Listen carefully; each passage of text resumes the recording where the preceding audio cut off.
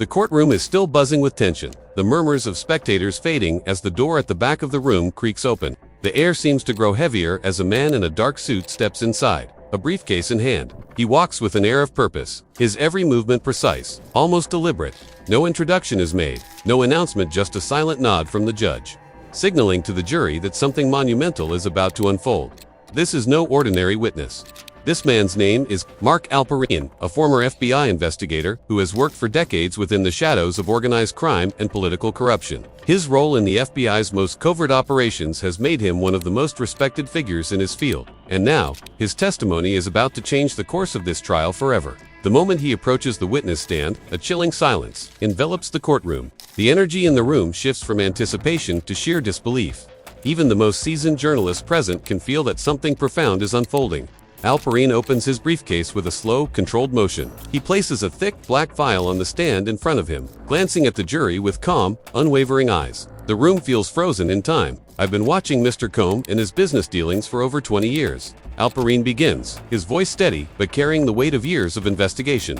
This surveillance is not recent. What changes today is that we are finally allowed to talk about it. The judge, sensing the gravity of the moment, nods for him to continue. For the first time in public, Mark Alperin speaks about his decades-long involvement in the investigation of Diddy, a man whose fame and success as a music mogul masked a far darker reality. Alperin begins by explaining that the FBI's interest in Diddy's activities stretches back to the late 1990s.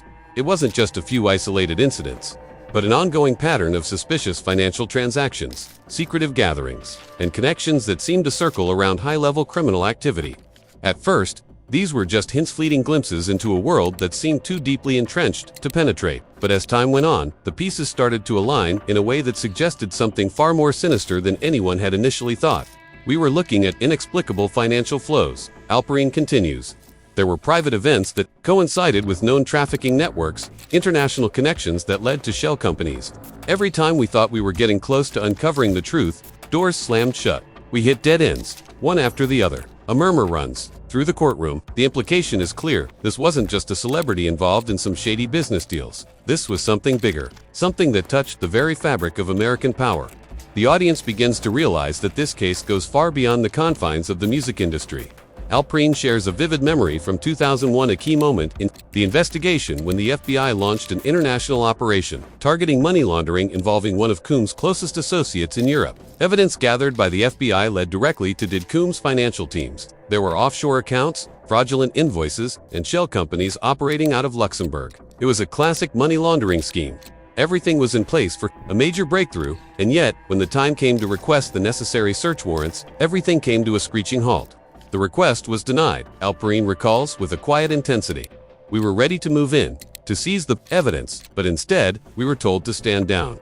That's when I knew we weren't just dealing with a protected star. We were facing a level of interference that went all the way up to the highest echelons of power. The room becomes even more still. The agent's words hit harder now, as the jury realizes that this case involves not only Combs' criminal activities, but the federal apparatus itself. Alperin goes on to describe how key files mysteriously disappeared. Witnesses vanished without a trace, and investigators were suddenly reassigned or given new orders to back off. At first, we thought it was just a coincidence, Alperin admits, but as time passed, we started to realize that these coincidences were too well-timed, too consistent. We were up against something much bigger than we imagined, and every time we got close, we were forced to retreat. The agent pauses, glancing briefly at Diddy, who sits motionless at the defense table. His eyes remain locked with the jury, but a tense quiet fills the room as the weight of his words sinks in. For a brief moment, it feels as though the weight of the investigation is physically pressing down on the courtroom. The truth that Alperin is revealing isn't just about money, power, or influence. It's about a network that has been operating in the shadows, manipulating the very systems meant to protect the public. The audience, gripped by the gravity of the moment, realizes this trial is no longer just about a celebrity. It's a window into a sprawling system of corruption that reaches into the highest corridors of power. Alperin takes another breath, preparing to move into deeper revelations, and the courtroom waits for what comes next. Alperin's testimony continues with an unsettling calm, as he begins to outline the full scope of the FBI's investigation into Diddy. His words paint a picture of an operation fraught with obstacles, dead-ends, and shadowy interferences that stretched across decades. From the very start, we knew there was something far more complex than just a celebrity with questionable dealings, Alperin begins. In the late 1990s, we began investigating Didcom's financial activities, and what we found was troubling. There were irregularities in his financial movements lodge, untraceable sums of money being funneled into various shell companies. At first, we thought it was just a sign of bad business practices. But the more we dug, the more the connections began to reveal themselves. He goes on to explain how Didcom's wealth wasn't just the product of his music career, but a carefully orchestrated system of financial manipulation.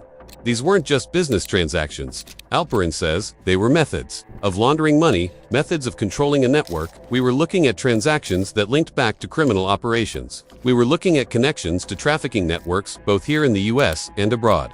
Didcom was at the center of it. The agent's tone sharpens, emphasizing the weight of his next words. It was the perfect setup for organized crime, masked by the glamour of the entertainment world. But as Alperin outlines the depths of the investigation, he begins to describe a recurring and deeply frustrating pattern.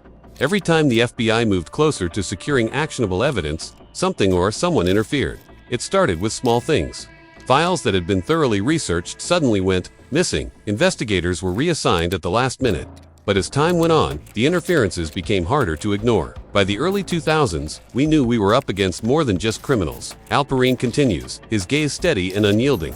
We were up against a system, a network of people in high places who were covering for Didcom. One of the more striking examples he recalls takes place in 2001, when the FBI launched an international money laundering operation targeting one of Didcom's European associates. The evidence pointed directly to Didcom's financial operations. Offshore accounts in places like Luxembourg, fraudulent invoices, and shell companies, all part of the laundering scheme. The evidence was strong enough to get the approval for search warrants and to move forward with the operation. But when the time came to act, the unexpected happened. The moment we requested the warrants, everything changed, Alperin recalls. The frustration of that moment still apparent in his voice. We were told by higher-ups that we couldn't proceed. The investigation was suddenly stopped cold. No explanations, no backup. Just a wall of silence. A few spectators in the courtroom exchanged knowing glances. The implication is clear: someone, somewhere, was pulling strings to protect Didcom. But who? Alperin shakes his head slightly, as if trying to process the magnitude of what happened. We knew it wasn't just an issue of jurisdiction. There was something much bigger at play here. I began to suspect that there was a level of interference coming from higher-up figures in Washington who had a vested interest in protecting Didcom. His testimony becomes even more compelling as he recounts another moment of obstruction. This time in 2003. The FBI had been investigating a set of private events organized by Didcom. Events that, according to several informants, had suspicious ties to trafficking networks and money laundering. As the investigation progressed, the agents involved uncovered evidence that pointed directly to Didcom's operations. His network was deeper, darker, and more widespread than anyone had anticipated. I'll never forget the day we were supposed to get the final piece of evidence, Alperin says, his eyes narrowing. We had gathered phone records, financial documents, and witness testimonies that were all pointing to the same thing. The network was larger than just Didcom. It stretched across multiple countries. The evidence was irrefutable. But as the agents prepared to make their move, they were once again stymied. Just hours before they were set to execute their search warrants, the orders were inexplicably canceled. The reason given was vague, some vague bureaucratic reason. That made no sense. The explanation we were given was flimsy, Alperin says, his voice tinged with disbelief. But what really struck me was the timing. We were being told to back off, to drop the case. And when we questioned why, there were no answers. We were just told that the operation had been revised. The entire courtroom is now on edge, hanging on Alperin's every word. How deep does the corruption run? How many influential figures were involved in this protection network? Alperin's testimony grows more intense as he talks about a series of coincidences that seemed too perfect to be true. Each time the FBI got close to the truth, key pieces of evidence disappeared. Documents were shredded. Witnesses went missing. Even when the FBI attempted to get search warrants or wiretaps, their requests were either ignored or mysteriously denied. I'm telling you, this wasn't just incompetence, Alperin says, his voice now hardened with conviction. This was deliberate obstruction. Someone was making sure that we couldn't get the answers we needed. As the section unfolds, Alperin goes on to explain that at some point, he and his colleagues began to realize that the case was no longer just about investigating a celebrity. It was about investigating a deeply entrenched system of corruption that stretched far beyond the FBI's reach. We weren't dealing with a single bad actor, Alperin reveals. We were dealing with a network, one that had connections to some of the most powerful figures in the country. And every time we got close, we were reminded of how their influence was. He pauses for a moment, letting the weight of his words settle in. It wasn't just about Didcom, he continues. It was about a system, a network that allowed people like him to operate with impunity, to manipulate the justice system, to manipulate the very political process itself. We weren't just fighting one man, we were fighting an entire apparatus of power. The agent's testimony leaves a chilling question hanging in the air. How much longer could this go on? How deep does the corruption run? And how many people are involved in maintaining this facade?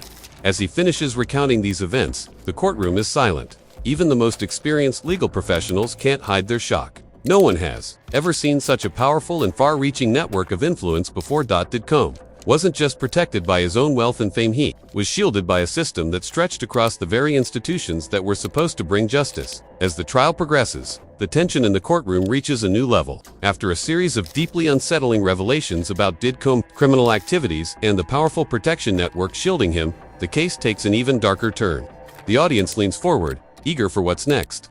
Then, the moment arrives. Mark Alperine stands up from the witness stand, his eyes narrowing as he shifts the focus of his testimony to something far more explosive, something no one in the room was prepared for. Ladies and gentlemen, Alperine begins, his voice cool but firm. We're no longer talking about just a music mogul and a network of criminals. We're talking about political figures, the highest echelons of American power, who were directly involved in protecting Mr. Combe. The words land like a bombshell. The murmurs that ripple through the courtroom grow louder. People shift in their seats, some even standing up.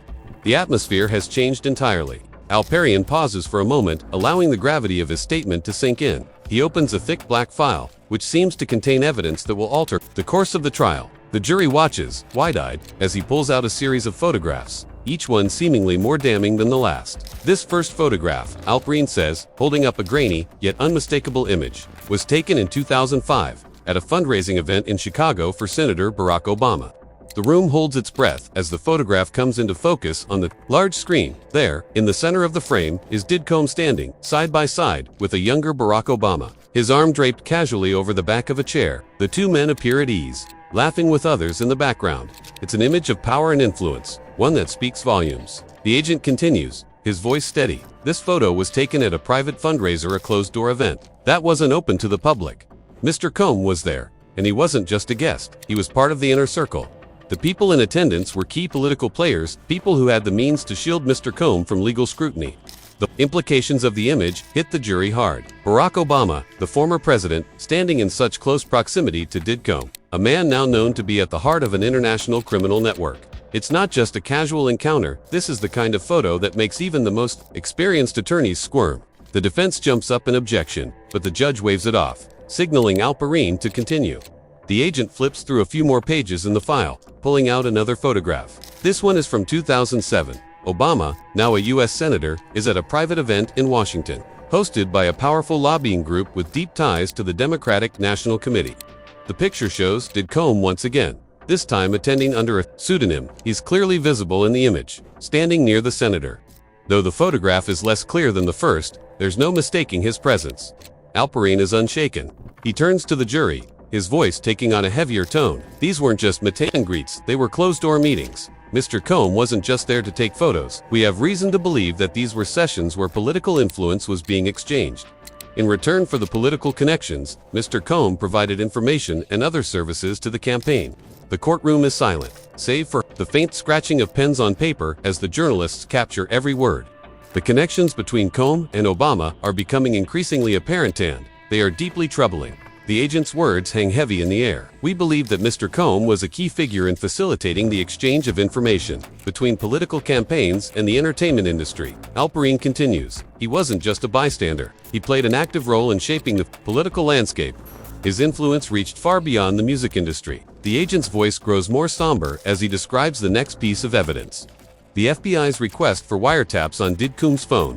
Filed just months after Obama's election victory in 2008, Alperine lays out the details. The wiretap was part of an investigation into the connection between COMB and known drug traffickers operating through his affiliated production companies. The request was filed with the full intent of uncovering ties between Combe's illegal business dealings and the political figures who had shielded him. But when the wiretap was submitted, something unexpected happened. Alperine explains. Our request was denied. And not by just anyone. It was rejected by a legal office affiliated with the White House. A gasp ripples through the courtroom as the name of the White House is mentioned. The connection between Obama's administration and the protection of Didcombe has become undeniable. The timing of the denial is what struck us, Alperine continues. The request for the wiretap was filed in early 2009, right after President Obama's inauguration. The denial came almost immediately. There was no explanation, no clear reason why the request was rejected, but the legal office's involvement. What's clear, Alperine's gaze shifts briefly to the defense table, where Didcombe sits, his face unreadable. It became clear to us, the agent says, his voice steady but heavy with meaning, that there was a concerted effort to prevent the investigation from going any further, and this wasn't just a one-time incident. The courtroom has now reached a boiling point. The defense continues to object, but it's clear that the room is in disbelief. This isn't just about Didcombe anymore. This is about interference that points directly to the former president's administration. Mr. Combe had access, Alperine says, closing the file and looking directly at the jury. Access to people in power. And that access gave him the ability to manipulate the political system. We have reason to believe that his relationship with President Obama's team helped him avoid legal consequences, time and time again. The agent's words hang in the air as the jury processes the explosive information. The photo evidence, the wiretap denial, and the connection to the highest levels of power. Each piece is a damning link in a chain that stretches far beyond the entertainment industry. The courtroom remains electric with anticipation as Mark Alperine continues his testimony. With each revelation, the weight of the case grows heavier, and the tension inside the room is palpable. His next words promise to lift the veil even further on the sprawling network of corruption and influence that protected Didcombe from many repercussions for decades. Alperine opens the thick black file before him once again, carefully laying out a series of new pieces of evidence. This time, it's not just photographs or wiretap requests. This is the heart of the operation, the shadowy network of power players, all of whom were tied to Combe in one way or another. The true scale of this network isn't just about Combe. Alperine begins, his voice steady, yet imbued with the gravity of what he's about to reveal. It's about the system that allowed him to operate with impunity. This wasn't just one man's rise to power, it was a well-orchestrated system of control, spanning across political, business, and even religious circles. The room goes quiet as the agent presents an high-resolution photograph taken in 2014, showing Didcombe with former President Barack Obama and Reverend Al Sharpton at a private reception on Martha's Vineyard. The photo is far clearer than any previous images, revealing the intimacy of the gathering. The three men stand together on a private estate, a luxurious mansion surrounded by sprawling lawns. The event had been billed as a charity dinner, but the circumstances surrounding it and the people present suggest otherwise. Mr. Combe was not there as a guest of honor. Alperine continues, his voice cutting through the silence. He was part of a much larger scheme, a scheme where information was exchanged, deals were brokered, and favors were traded. The people in this photograph were all part of an intricate web of influence, and each one had something to gain from protecting Mr. Combe. The jury exchanges looks, realizing that what had initially seemed like a scandal rooted in celebrity excesses, now an entrenched network of political figures, religious leaders, and business moguls, all intertwined in a system that blurred the lines between legitimate influence and criminal enterprise. The host of this event, Alperine goes on, was a billionaire tech magnate with deep connections to both the entertainment industry and the defense contracting world. His wealth and influence reached into every corner of American power politics, business, and international relations. A member of the jury shifts in their seat, their interest piqued. The connection between the tech mogul and Didcombe is becoming increasingly clear. Powerful figures in the tech and defense industries were seemingly entangled with the entertainment world in ways that the public had never seen before. Didcombe was an intermediary, Alperine explains, someone who could navigate both the entertainment world and the political sphere with ease. His connections weren't just about money, were about control. Control over information, control over people, and ultimately, control over the political system itself. The agent flips through more pages in his file and presents another series of photographs, this time taken from a variety of different events over the years. Each one shows Didcombe in the company of influential political figures, business leaders, and even high-ranking members of the religious community. The pictures range from casual social gatherings to closed-door meetings where deals were made. These events were not random, Alperine states, locking eyes with the jury. They were meticulously planned, each one carefully curated to ensure that the right people were in the room. People with the power to protect Mr. Combe and ensure his continued immunity. Alperine pauses for a moment, allowing the weight of his words to sink in. The room is still, the audience has already begun to grasp the scope of the network. They are dealing with a network that stretches into the highest levels of power and influence. This wasn't just a few corrupt individuals, it was a system that protected Didcombe, allowing him to evade justice while perpetuating a cycle of criminal activity. We have reason to believe that this network wasn't just operating within the U.S., Alperine continues. It was international in scope. we've uncovered evidence of ties to foreign business interests, including shady offshore accounts and shell companies located in places like Luxembourg, but the connections don't stop there. Alperin leans forward slightly, his next statement loaded with gravitas. Didcom's operations weren't limited to the entertainment industry. His influence extended to global political figures as well. We have evidence that Mr. Combe was involved in a series of covert operations to manipulate foreign markets, to launder money, and to exercise political influence in countries outside of the U.S. The courtroom gasps. The scope of the allegations is now clear. Didcom wasn't just a criminal operating on a local or national scale. His influence reached across borders, tying him to international affairs and power players in foreign governments. The people he surrounded himself with weren't just business associates, they were participants in a larger conspiracy. Alperin continues. They were all complicit in the crimes Mr. Combe was committing, and they were all benefiting from the system he had created. They understood the value of protecting him, because his success meant their success. The agent presents one final piece of evidence, a file marked Operation Chamber Secret. This was the result of a raid conducted by the FBI in 2022 on a storage facility in Newark, New Jersey. Hidden behind a false front, agents uncovered a trove of documents, photographs, and audio recordings that had been carefully stored away. The material recovered from this operation sheds light on the full scope of Didcom's influence and the lengths to which his protectors went to keep him safe. This archive, Alperin explains, contained extensive records of illegal transactions, conversations about blackmail, and documentation of key political figures who were being manipulated by Mr. Combs' network. The most shocking discovery was a set of recordings made during Mr. Combs' private meetings with some of the most powerful people in the country. The room falls into stunned silence as Alperin recounts the contents of the archive. These weren't just phone records or financial transactions. These were personal interactions, recordings of politicians, business leaders, and even celebrities discussing how they could protect Didcom, how they could continue to shield him from prosecution. At one point in the archive, there's a series of discussions about keeping the system intact. Alperin says, his voice measured. The system we're talking about wasn't just about protecting one individual, it was about maintaining a balance of power, a system that rewarded those in the know and punished those who tried to uncover the truth. The implications of this archive are staggering. The evidence now on display isn't just about Didcom and his protection network. It's about a system that has been operating in the shadows for decades, one that has used political influence, business deals, and even media manipulation to maintain control. The people in this archive weren't just protecting a criminal, Alperin concludes, they were protecting a system that allowed powerful figures to operate with impunity, to break the law without consequence, and to maintain a hold on the political process. As Mark Alperin's testimony pushes the trial into uncharted territory, the courtroom is left to process the staggering revelations about Didcom's influence. The connections to political figures, global power brokers, and the media elite have shaken the foundation of what was initially seen as a celebrity scandal. But now, Alperin is ready to take the next step in uncovering the full extent of Combs' empire. This time, the focus shifts to the music industry itself. Let's talk about the music industry for a moment. Alperin begins, his voice low but resolute. Mr. Combs' success in entertainment was no accident. It wasn't just about talent, it was about control. Control over artists, control over contracts, and control over the people who had the power to shape the industry. The agent pauses, letting the implications of his words sink in. The jury is already on edge, knowing that the story they've been hearing has been anything but conventional.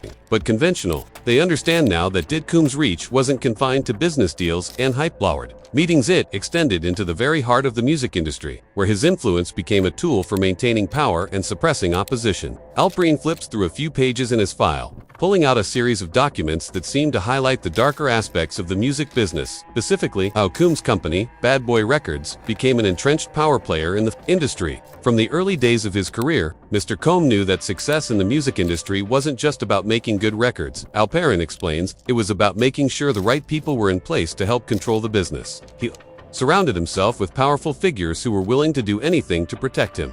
Whether it was silencing potential whistleblowers, influencing media coverage, or even participating in more questionable activities, the room goes silent as the weight of these accusations settles in. Didcom wasn't just an entertainer, he was a gatekeeper, holding the keys to the careers of hundreds of artists. But what did it cost them to be part of this empire? Alperin goes on to describe how Combs' empire used manipulation and coercion. To maintain its grip on the music business, artists were not just clients, they were pawns in a game. The agent continues. The moment they signed with Bad Boy Records, they became part of a system where their careers were controlled, their movements monitored, and their loyalty constantly tested. Alperine reveals that some of the most high-profile artists who worked with Combs were left vulnerable by the system he created.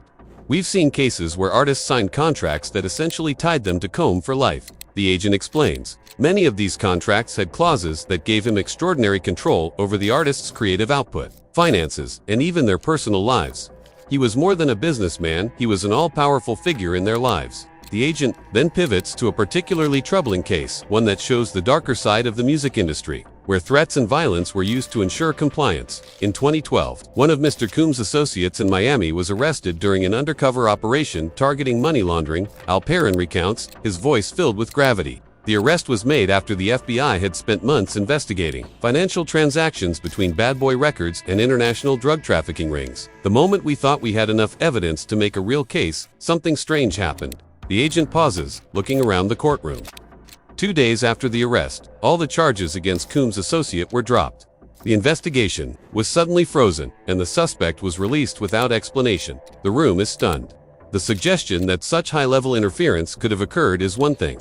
But now Alperine is pointing to the music industry as a key player. In this cover-up, the investigation was killed from the inside. Alperine continues, and it wasn't because of a lack of evidence. It was because there were powerful people who didn't want the truth to come out. They didn't want to expose the way Mr. Combs was using his position to control not just the entertainment industry, but a whole network of illegal activities. The jury listens intently as Alperine describes how the music industry itself became a breeding ground for corruption. Artists weren't the only ones at risk. He explains, anyone who dared to stand up to Combs was quickly silenced, whether through intimidation, legal pressure, or worse. The system he created wasn't just about making money, it was about making sure no one could challenge his position, no one could expose what was really happening behind closed doors. The agent details another chilling instance. A young dancer who worked for Combs in the early 2000s. She was invited to an after-party in New York, Alperine recalls. She thought it would be a routine event, just another night of entertainment. But when she arrived, it was a different story. The dancer, who was later identified as a key witness, came forward years after the incident with an affidavit detailing what happened that night. She woke up the next morning disoriented, with bruises she couldn't explain. When she tried to report the incident, her agency immediately distanced itself from her. She was told to remain silent, or there would be serious consequences. Alperine's voice becomes more urgent.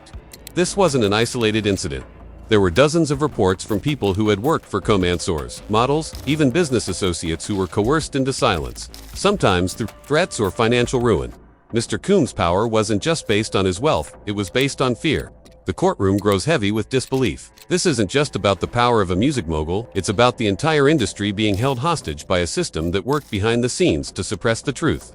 Combs' empire was built on fear, manipulation, and coercion. Concludes, and it extended far beyond his business dealings. The influence he wielded in the music industry kept many artists trapped in a system where they couldn't escape, and they couldn't expose the truth. It was a cycle of power that he controlled, and anyone who tried to challenge it disappeared. As the trial enters its final days, the atmosphere in the courtroom grows increasingly tense. The revelations about Combs' vast network of influence, criminal activity, and political protection have left everyone on edge. But Mark Alperine's testimony is far from over, and the final revelation is yet to come, a revelation that will shatter the illusion of justice for those who believed that the system could protect them. The agent has already exposed the deep connections between Combs, political figures, and the highest levels of power. But now, Alperine takes the courtroom to a place it's never been before. He takes a deep breath before continuing, knowing that the information he is about to share will change everything. The jury listens intently as Alperine opens a new file, one that he's been waiting to reveal. This, Alperine says, as he pulls out a series of photographs and documents, is the most damning evidence we have. It's not just about what Combs did or who protected him, it's about how this system has been allowed to perpetuate, unchecked, for years. The room falls into silence. Everyone knows that what's coming next could be the end of the line for the case. The agent's hand shakes ever so slightly as he slides a thick folder toward the judge. The first photograph is grainy, almost indistinguishable at first glance, but the sharp features of a man standing in a darkened room are unmistakable. The photo is of a man many in the courtroom recognize, an influential political figure whose name has been whispered in relation to the case for weeks. Alperine doesn't waste time. This photograph was taken in 2013. in a private meeting between Diddy and a U.S. congressman who had been a vocal supporter of certain entertainment industry initiatives. The congressman's role was crucial in ensuring that the entertainment industry's regulatory processes remained lax. What you're seeing here is not a casual handshake. This is an exchange of political favors for financial gain. The courtroom is still, the audience is on the edge of their seats. They know this image holds immense power if proven true. It could connect a sitting congressman to Diddy's criminal activities. The evidence isn't just in this photograph, Alperine continues. We have intercepted conversations between Combs and his associates, discussing the need to protect key figures in Washington, people whose careers could be jeopardized if the truth were to come out. Alperine's voice becomes grave. The connections to powerful individuals didn't stop at the congressman. As you'll see in the next set of photographs, Combs' influence stretched even further into the highest circles of the U.S. government. In 2014, a private dinner was hosted by a well-known corporate lobbyist with ties to the defense industry. Among the attendees was not only the congressman but also several influential figures from the Justice Department. The room gasps. This is no longer about Diddy. This is about the machinery of government itself being manipulated, subverted, and used for the benefit of the powerful. The defense stands, but Alperine's evidence is undeniable. The Justice Department officials at that dinner were critical in securing favorable legal treatment for Mr. Combs and his associates. We believe that this meeting was the pivotal moment in the protection of Mr. Combs from any serious federal charges. The connections he had formed within government, business, and media were now impenetrable. Alperine takes a breath, pausing to let the gravity of his words settle in. By 2015, Diddy's ability to manipulate the political system had reached its peak. He was no longer just a powerful businessman, he had become a power broker in Washington. The system wasn't just protecting him, it was actively enabling his criminal behavior. The agent turns the page of his file, revealing yet another photograph. This one is of a large, private estate in the Hamptons, the setting for another gathering of influential figures, this time a mix of media moguls, corporate executives, and high-ranking government officials. This event, Alperine continues, was an exclusive gathering where political strategy, business dealings, and personal favors were exchanged. What is most alarming about this photograph is the presence of people from the highest echelons of the American media landscape, people who had the power to shape public perception and protect Combs' image in the press.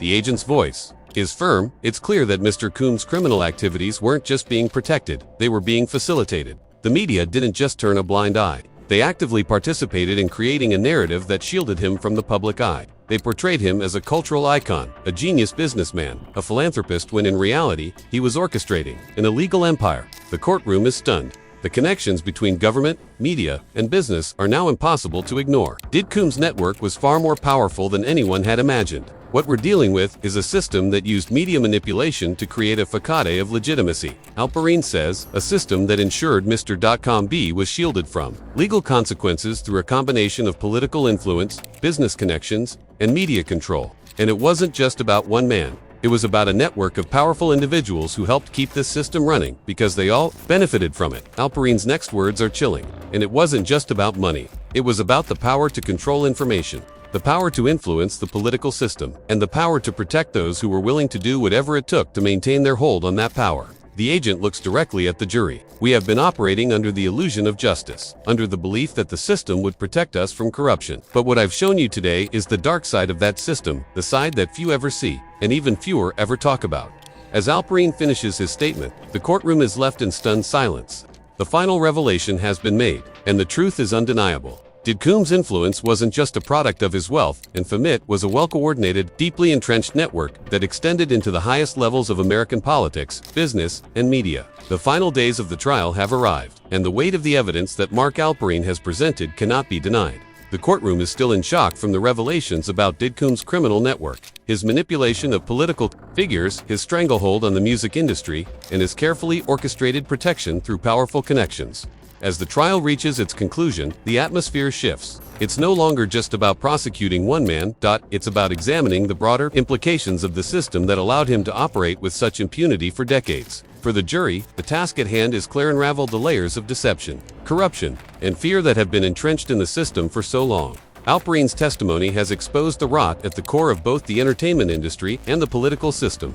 But the question remains, how deep does this corruption truly run, and how many others besides Diddy are implicated in the scheme? As the final arguments unfold, the prosecutor stands, addressing the court. Their voice is strong, but the weariness of the case is evident. Ladies and gentlemen of the jury, they begin. What we have witnessed over the course of this trial is not just the unraveling of a celebrity scandal.